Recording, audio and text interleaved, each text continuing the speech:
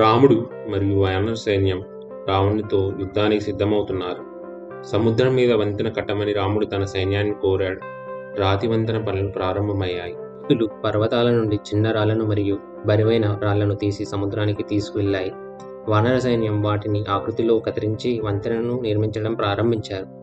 ఇదంతా చాలా కష్టమైన పని మరియు చాలా సమయం పడుతుంది. వేలాది కోతులు రాత్రింపగలు శ్రమించాయి. రాముడు ఇదంతా చూసి సంతోషించాడు.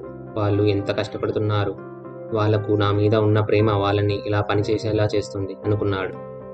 వంతెన నిర్మిస్తుండగా ఒకరోజు రాముడికి ఒక చిన్న గోధుమ రంగు ఉడత కనిపించింది. ఆ ఉడత తన నోటిలో చిన్న గులకరాలతో సముద్ర తీరం పైకి క్రిందికి వెళ్తూ ఉంది. చిన్న ఉడత తన చిన్న నోటితో చిన్న చిన్న గులకరాలను మాత్రమే తీసుకువెళ్ళగలదు. ఆ ఉడత సముద్ర తీరం నుండి గులకరాలను తీసుకువెళ్ళి వాటిని రాతి వంతెనపై వేసింది. ఒక పెద్ద కోతి ఉడతను చూసి ఇక్కడ ఏమి చేస్తున్నావు అని అడిగింది. అప్పుడు ఉడత, చూడండి, నేను పర్వతాలను లేదా రాళ్లను మోయలేను. దేవుడు నాకు కొంచెం బలం మాత్రమే ఇచ్చాడు. నేను గులకరాలను మాత్రమే తీసుకెళ్లగలను అని సమాధానమిచ్చింది.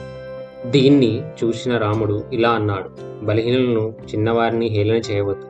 మీ బలం లేదా మీరు ఏం చేస్తున్నారో ముఖ్యం కాదు. ఈ చిన్న ఉడత మనసులో ప్రేమ ఉంది. మీరు ధైర్యవంతులు, పెద్దవారు మరియు బలంగా ఉన్నారు మరియు ఈ భారీ బండరాలను మరియు రాళ్ళన్నిటినీ చాలా దూరం నుండి తీసుకువచ్చి సముద్రంలో పడివేస్తూ అద్భుతమైన పని చేస్తున్నారు. అయితే ఈ చిన్న ఉడత తెచ్చిన చిన్న చిన్న గులకరాలని మీరు గమనించారా?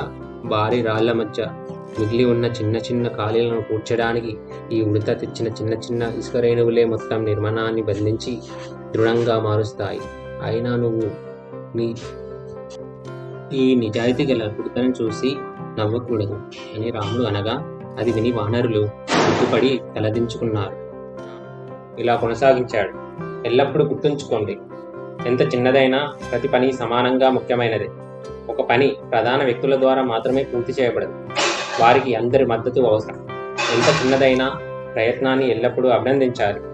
రాముడు ఉడత వైపు తిరిగి మెల్లగా ఇలా అన్నాడు, నా ప్రియమైన ఉడత, నా సైన్యం వల్ల నీకు జరిగిన బాధకు నేను చింతిస్తున్నాను మరియు మీరు నాకు చేసిన సహాయానికి ధన్యవాదాలు. దయచేసి వెళ్ళి మీ పనిని సంతోషంగా కొనసాగించండి. ఇలా చెబుతూ రాముడు తన వేళ్లతో ఉడత వెనుక భాగాన్ని మెల్లగా నిమిరాడు మరియు భగవంతుని వేళ్లు తాగిన చోట 3 గీతలు కనిపించాయి. అప్పటి నుండి ఉడతలు తమ శరీరంపై తెల్లటి చారలు కలిగి ఉన్నాయి. ఈ కథ యొక్క నీతి ఏమిటంటే, ఏ పని మరియు సేవ చిన్నదైనప్పటికీ ముఖ్యమైనది. ప్రతి పనిని భగవంతుని సేవగా భావించాలి. ఆయన ఆశీస్సులు మనకు ఎల్లప్పుడూ ఉంటారు. ప్రేమ మరియు అంకితభావమే ముఖ్యమని మనం ఎప్పటికీ మర్చిపోకూడదు.